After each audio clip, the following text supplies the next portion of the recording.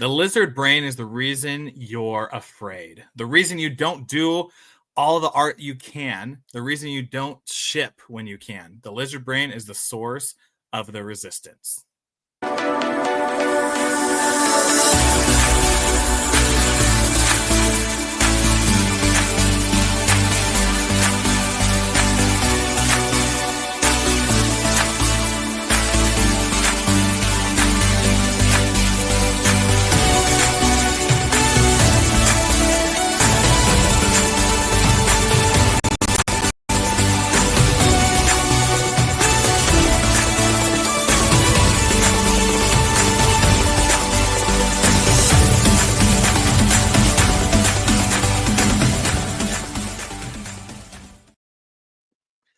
Welcome, champions, to another episode of Champion Reads, where we talk about the best-selling books and their best principles to help you with your best lives. My name is William Blake. Today, we are also met with the co-founder of Champion Circle, Mr. Joe Kovacs Jr. I don't know why I say co-founder. You are the founder of Champion Circle. And Champion Reads is sponsored by Champion Circle, which is a professional organization to help individuals be high achievers and to achieve their results at accelerated speeds. I'm very excited today to continue the conversation that we've been having the last couple of weeks on the book, The Linchpin by Seth Godin. And I'm really excited about this topic today because today we are talking about none other than the negative side of it, the resistance, the lizard brain, why we are part of fear, why we stay in the comfort zone, why we don't go out and try to excel in things we're good at. So, very excited about the conversation we're having today. And I'll start it off with the definition that Seth Godin says with what the lizard brain is. What the lizard brain is that it represents the primal fear-driven part of our brain. It prioritizes survival and thrives on fear, anxiety, and resistance to change. Its internal voice, and I'm sure some of you, like myself, have heard this in our internal voices before, that say, don't take risks, play it safe, or you're not good enough.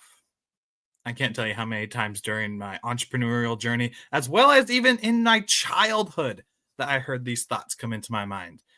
But that's the lizard brain. That's the primal instinct within us. And for you champions who are listening, let me share a quick story before I turn it over to John, because I know my man has so many full ideas, so many good things to add to this conversation. But I remember back when I was a kid, I was at a playground, first grade, and I was playing tag with all the kids. And there's this girl, and she was cute. You know, I don't know if first graders can have crushes, but this is pretty much as close as you can get to a crush in the first grade. I know, hearts all around. We were playing tag, and she was playing, and I was it. And I saw her, and I'm like, I'm going to go chase her. So I started chasing her, and we're running around the playground. And she went to jump up on the monkey bars to then swing up to the playground to run away from me. And as I jumped to try to tag her, I tripped. And accidentally, my hand flew down. I hit my face on the ground. And what I didn't realize at the time was that my hand swiped down on the back of her pants. And her pants fell down. And she was flabbergasted about what happened. So she quickly pulls me up and just starts crying about it and runs inside the elementary school. Me not knowing what to do, I just cross legs, sit there on the ground. I'm like, I don't know what's going to happen. But I didn't have any fear. I was just like, everything's okay. I'll just explain to whoever she's going to get what happened. A couple minutes go by. Teachers come out with her and they walk over to me and I'm still sitting on the ground. And one of the teachers said, "Did you pull down her pants?" And looking up at them, I said, "Yeah, I did." Because that was the truth, right? I accidentally tripped and pulled down her pants. But before I could explain myself in the situation, the teacher said, "You're done with recess. You come inside." And it was at that moment where then I started to tell them, I'm like, wait, this is what happened, but they didn't want to hear about it. And so I went inside and didn't get recess that day. And I don't think I got recess the rest of that week. And this little seed was planted in me of this thought that grew part of my lizard brain, which is people don't listen to me. And because they don't listen to me, I'm not good enough. And so I'm not going to raise my voice. Now, if any of you know, if you let that seed be planted and let it grow of you not being good enough and you not sharing your voice, you start to become shy. You start to feel lesser than other people, and you feel like this world's not worth living in. And that's what I felt like as I was growing up in elementary and middle school. And so this thing with the lizard brain, I think there's a lot to be uh, put into it. With there's some things that are just natural to us, the fears of wanting to survive and anxiety and such. But I also think that there's conditioning, of which are just in those moments to where we might not have gotten the best outcome we could have, that we decided to ourselves, you're not good enough, play it safe, don't take risks.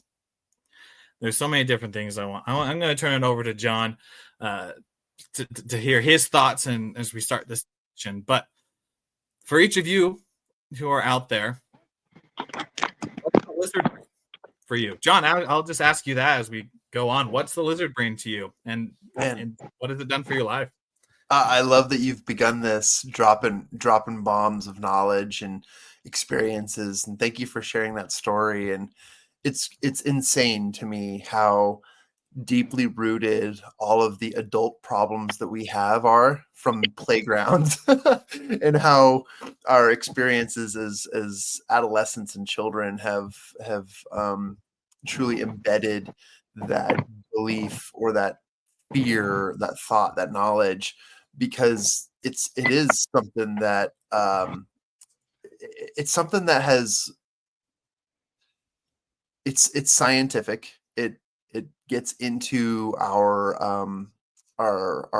built, our making, our DNA, our component based um uh drive, and it's crazy. The word we're looking for is amygdala. It's the front part of your brain that recognizes and senses fear. And we all have someone in our lives, a family member, a friend, somebody who we know that has no sense of fear. They will do anything, and they're always have a cast on, or they're always paying some medical bill, or they're always getting out of some trouble, right? But there is the positive side to developing the fearless mentality.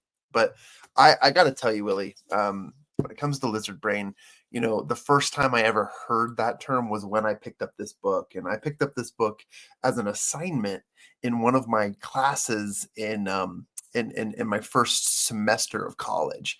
And Seth Godin, I mean, he nails it on the head when it comes to being a linchpin and being indispensable. And I have a bunch of stories I'll share in a little bit, but I wanted to dive a little bit deeper into what you said, and I'll speed this up because now there's three of us and we can dive into a lot more conversation.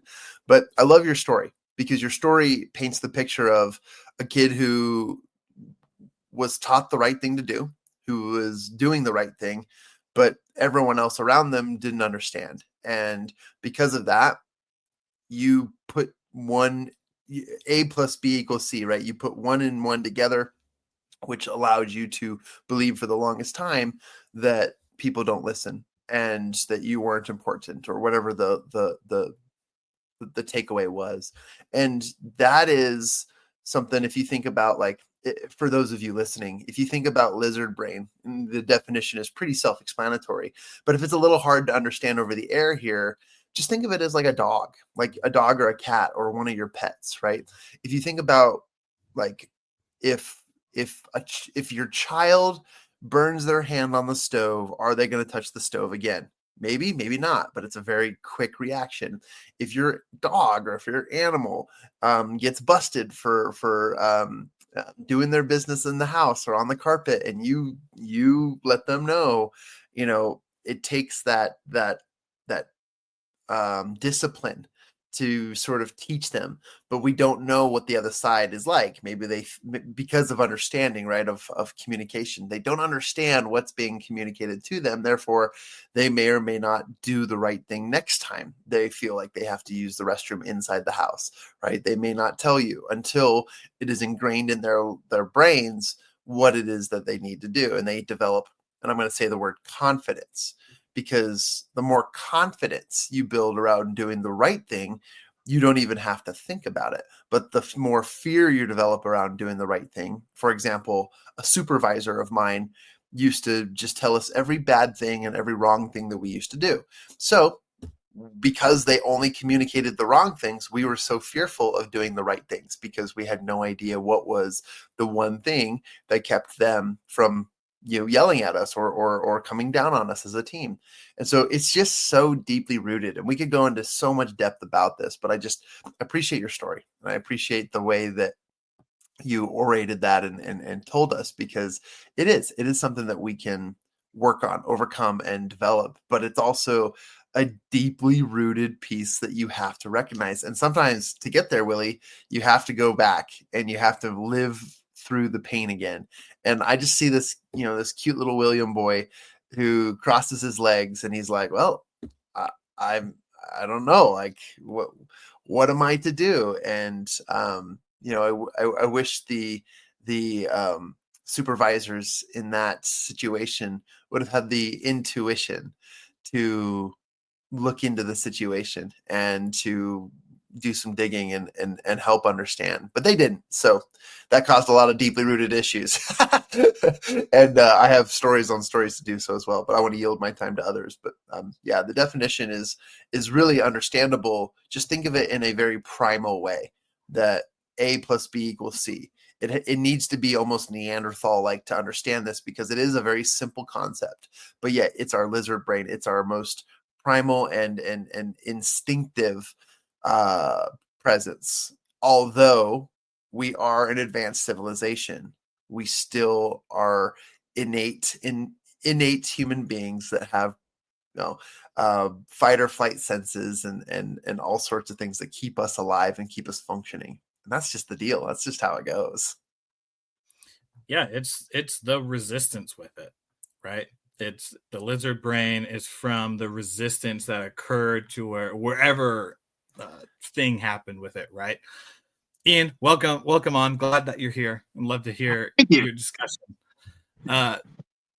With the resistance, like, it comes to two different things. One is the internal struggle, which manifests it. It's that force behind us not wanting to get our products out or sharing our ideas or stepping into that unknown space.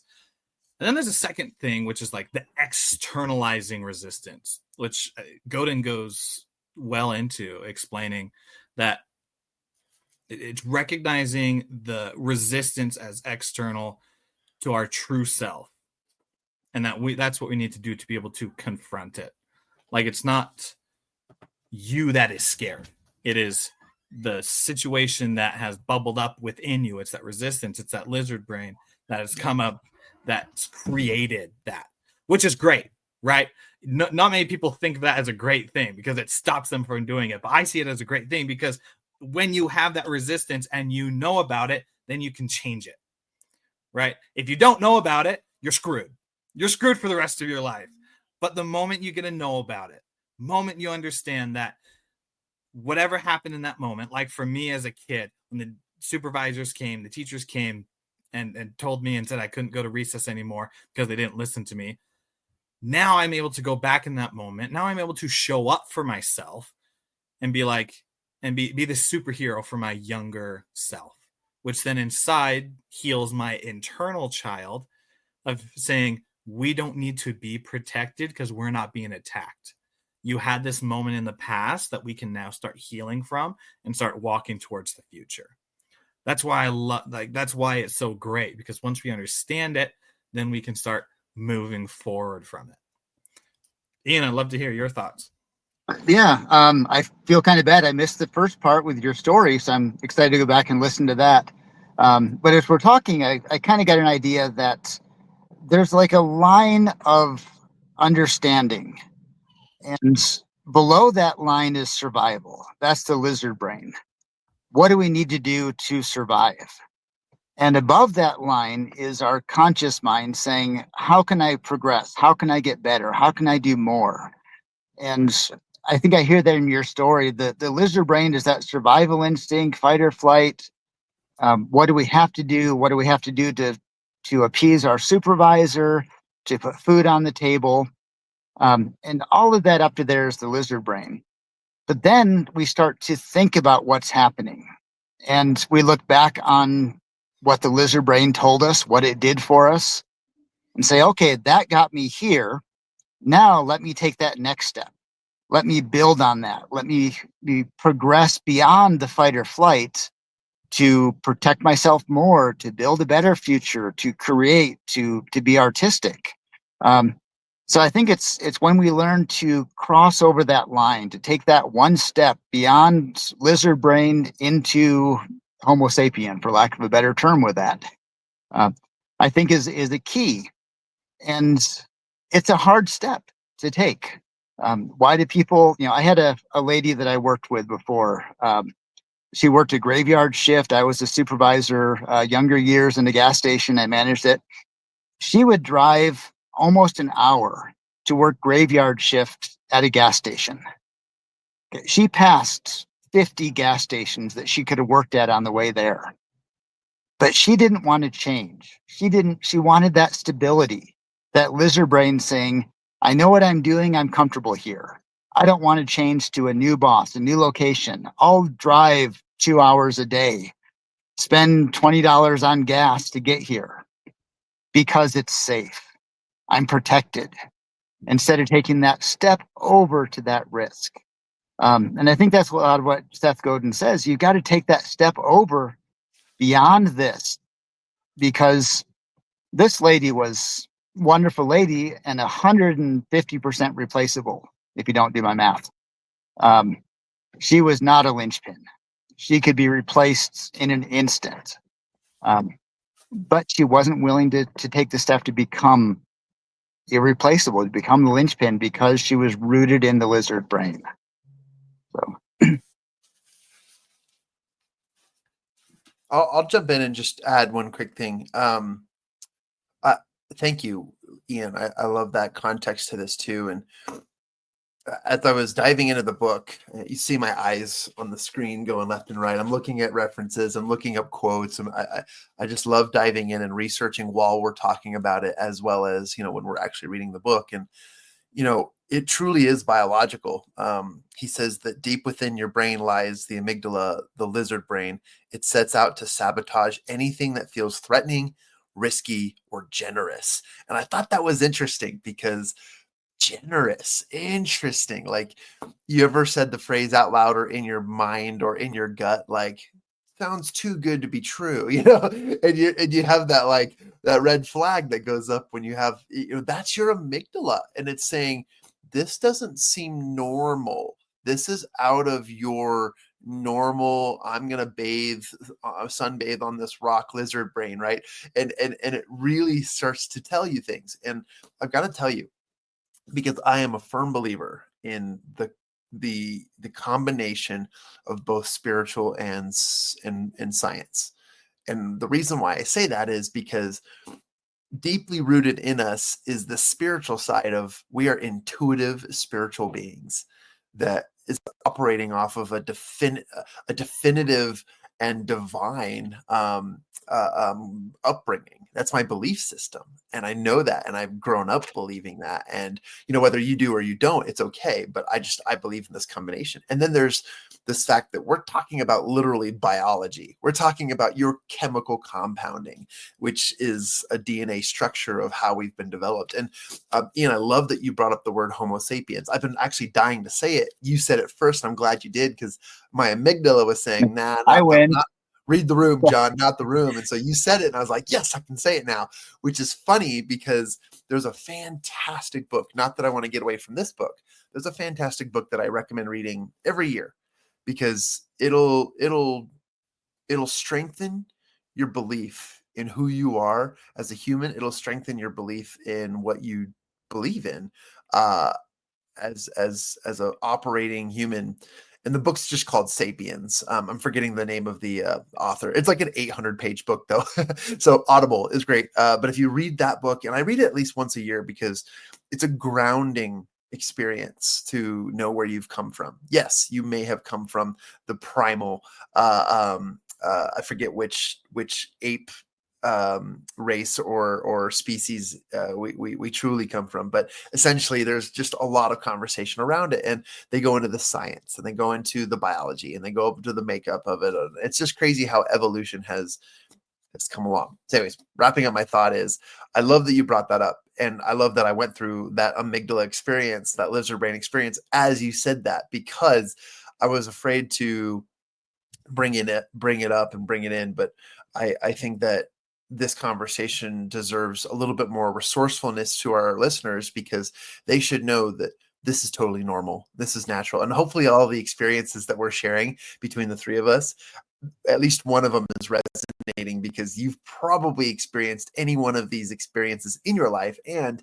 you may have handled them the same, or you may have handled them differently. We haven't even gotten to the fact that some of our lizard brains say, you know what, claws out, hands up, punching bags, let's go. That's my response to the fear. And some of you might have that, and don't worry, like, it's innate. It's part of you. And can you work on it? Sure you can, but just recognize, slow down, take a deep breath, and recognize that is human. That is normal. It may not feel normal because your blood is racing, your heart is pumping, your brain completely flips a switch, and you're doing things you didn't think you'd ever do before. But just know that there is a purpose for all of that, and it's deeply rooted in your responses and your belief system as to why you are or are not going to put yourself in a position to be an indispensable human being in that moment. And I want to get into that in a little bit here, but I just wanted to add on. John, I love that your primal instinct is to put your fist up and fight people. Joking.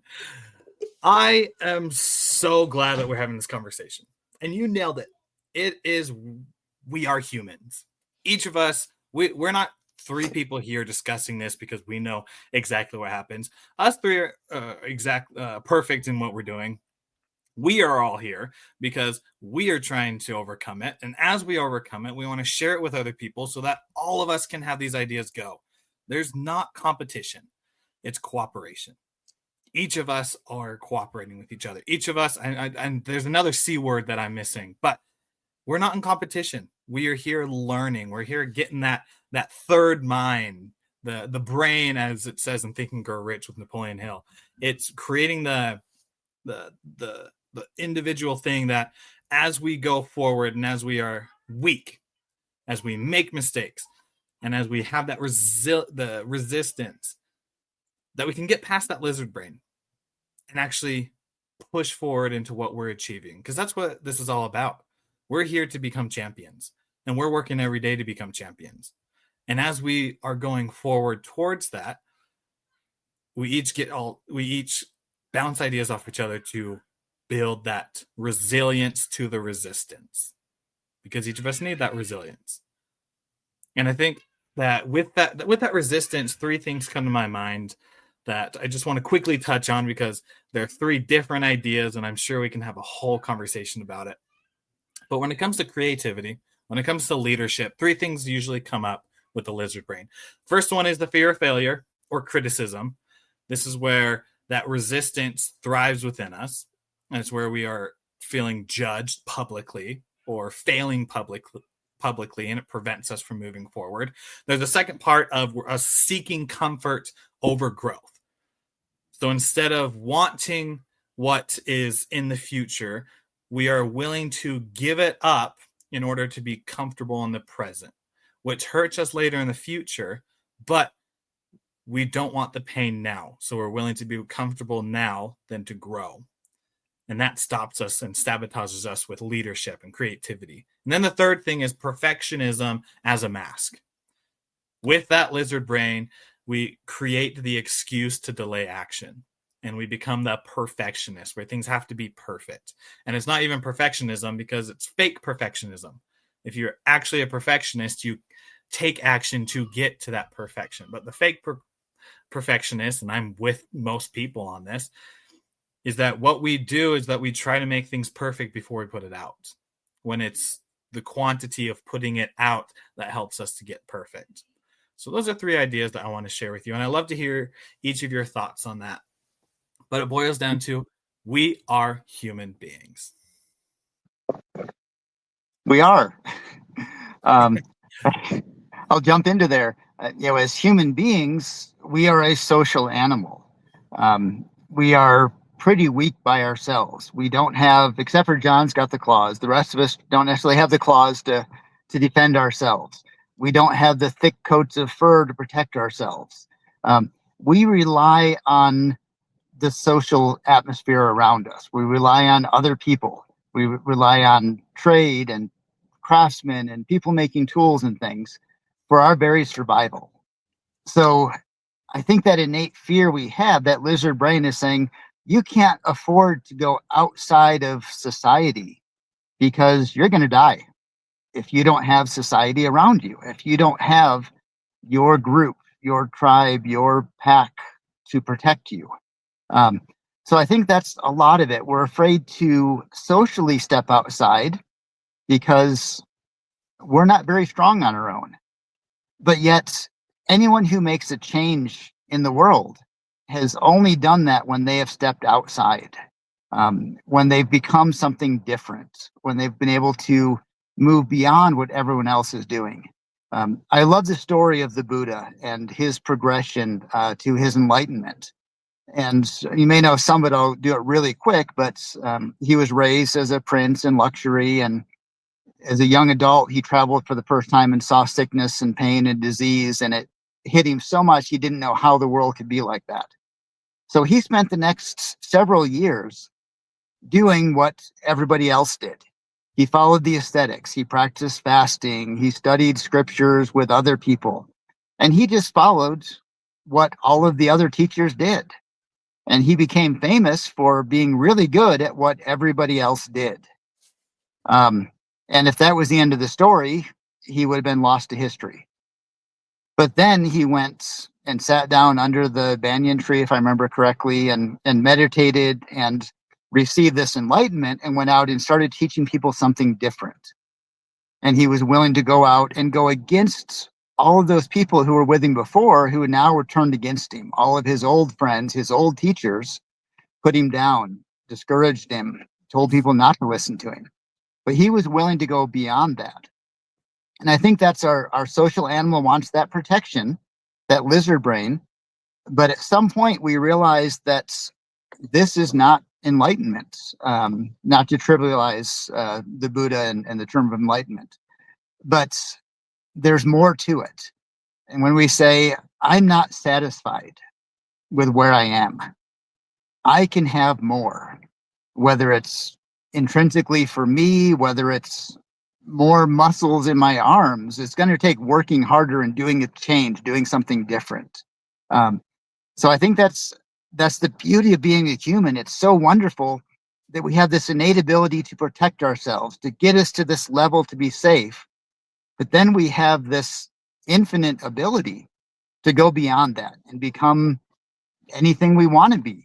A few limitations in there, but we can become whatever we want. So I love how you set that up, Willie, and I hope that I filled some of the ideas that you had with that. But I'll close out my thoughts on that point. I'm inspired by what you said, Ian, and I'll just quickly wrap up too and just say, as much as the lizard brain is biologically ingrained in us, so is the infinite opportunities, as you explained. And I love that you said that, because is there a way out? Is there a way to improve? Absolutely. Do most leaders emerge from the crowds? Yes, they do. It's hard to be a leader in a siloed world, because nobody knows you. You don't earn the respect of others. So you have to learn what the community is doing before you stand out. And I love that. And when I first read this book, 10 years ago, it stood out to me that Linchpin wasn't just being indispensable. It was being unforgettable, unimaginable, unbelievable. And that comes from not only mastering the trades of what everyone else can do, but also we just finished reading a book called Strength Finders 2.0, and it's delving deeper into your greatest strengths. It is so easy nowadays to stand out as a leader, as a provoked thought leader, as a linchpin, because of one, your difference between the masses and your ability to express and shine and be different. The creativity factor is so much more. And so I love that you brought that up, Ian, and I couldn't agree more. Like, I think that there's so much opportunity in a world that feels or seems or even could biologically appear as that there's zero creativity. We're all the same. There's no uniqueness in anything, and we're all just a bunch of sheep walking in the same direction.